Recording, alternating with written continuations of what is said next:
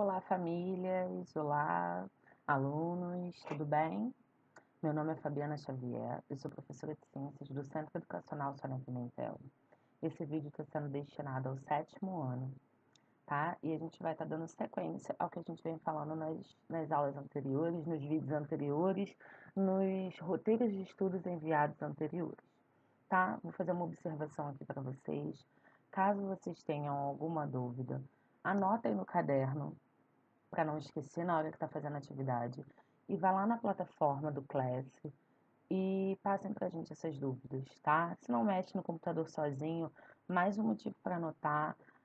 Avisem aos responsáveis de vocês, peçam orientação para lá na plataforma do Classroom, né? Classroom postar para a gente poder estar esclarecendo essa dúvida. E fiquem tranquilos, aos poucos a gente vai se adaptando a essa nova realidade, tá? Porque é um processo tudo novo para vocês e para a gente também que está dando aula.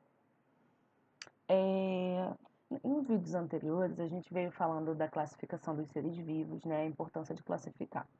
E a gente chegou a falar dos reinos, né? Que vão ser 5. Monera, protistas, fungi, plantae e animalia. São esses 5 reinos que a gente vai trabalhar.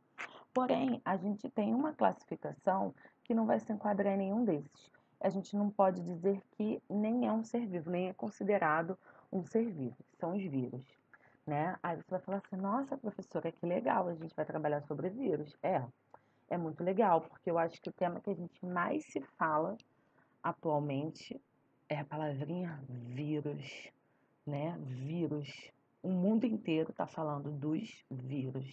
E a gente vai entender, a gente vai usar nesses esquemas lúdicos esse tema atual que está sendo falado, para a gente poder entender o porquê da complexidade desses seres que nem vivos são, mas são tão perigosos, digamos assim, né?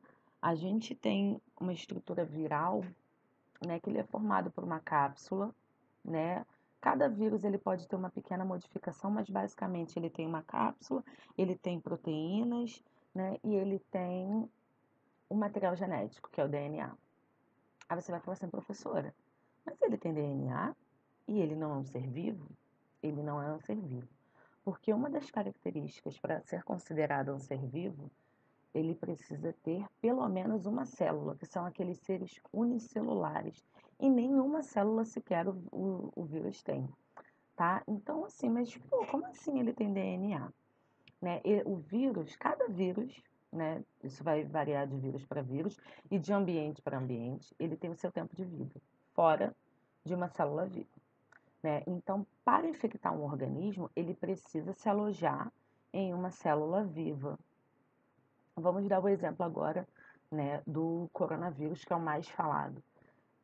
Esse tipo de vírus é contaminação direta através de olhos, nariz e boca.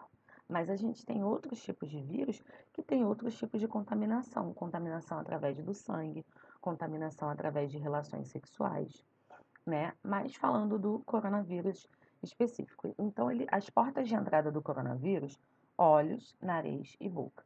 Ou seja, ele vai atingir a nossa mucosa. Uma vez que ele atinge a mucosa, ele vai procurar células, né? E ele encontra as células, ele consegue penetrar no interior das células e ele consegue, assim, depositar o seu material genético e a partir daí o seu material genético começa a se reproduzir, porque ele conseguiu infectar uma célula viva. Não sei se eu estou conseguindo me fazer clara, se vocês estão conseguindo seguir a linha de raciocínio. Vou botar um pouquinho. Os vírus, nesse caso, entram a porta de entrada ou pelos olhos, ou pelo nariz, ou pela boca, né? Infecta uma célula viva e a partir dali é que ele começa a se reproduzir. Vamos dizer que a gente tem um vírus numa maçaneta. Alguém espirrou, tocou a maçaneta e ali ficou. Se ninguém tocar essa maçaneta, esse vírus vai acabar morrendo. São poucas horas que ele vai sobreviver ali e tudo certo. A gente nem sabia que está infectado, né? O problema é que ele resiste algumas horas e se uma pessoa vier abrir a maçaneta, né, abriu a porta, entrou, fechou, não higienizou as mãos e tocou, olhos, nariz ou boca, ela vai se contaminar.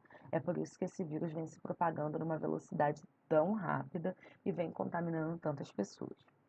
Aí vocês vão falar assim, professora, mas não tem remédio? Infelizmente não, né? A gente tem pouquíssimos remédios que controlam os sintomas dos vírus.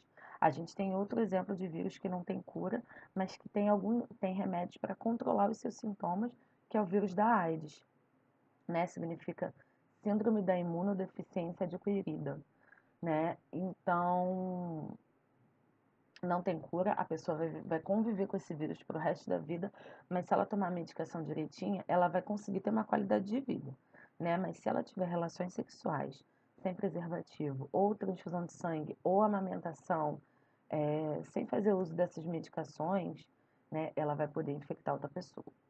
Então, assim, os vírus, eles são muito agressivos. A gente tem antibióticos que combatem bactérias, mas a gente ainda não tem medicamentos tão poderosos que combatem os vírus, tá?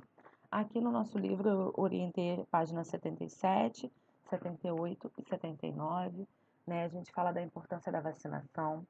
A vacinação, né, a vacina, ela é criada a partir de uma amostra do próprio vírus, né? Ela é criado anticorpos específicos para aquele antígeno, ou seja, para aquele agente invasor, né? Então, para cada vacina, tem que ter um agente invasor, um antígeno específico, né? Por exemplo, a gente tem o mosquito Aedes aegypti, que ele transmite a dengue, a chikungunya, a zika vírus e a febre amarela. Todas essas são doenças virais, porém a única que tem vacina, já foi descoberto, é a vacina da febre amarela, tá? Como a gente tem hepatite B, a gente também tem já vacina contra esse tipo de vírus. A gente tem a gripe comum, né? A gente também já tem vacina. Eu espero que a ciência avance bastante e que a gente consiga estar controlando essa doença, até porque para a gente poder voltar para a nossa rotina, para a gente poder voltar para a sala de aula, que nada, nada, nada substitui o contato presencial, nada substitui um abraço, nenhum vídeo nunca vai ser igual àquela realidade que a gente tem, mas podem ter certeza que a gente está fazendo o nosso melhor para não deixar a educação parar, para não deixar os nossos alunos sem esse aprendizado, tá bom? Espero que vocês tenham gostado. Como eu falei, qualquer dúvida, vamos ao class. Tchau, um beijo, fiquem com Deus.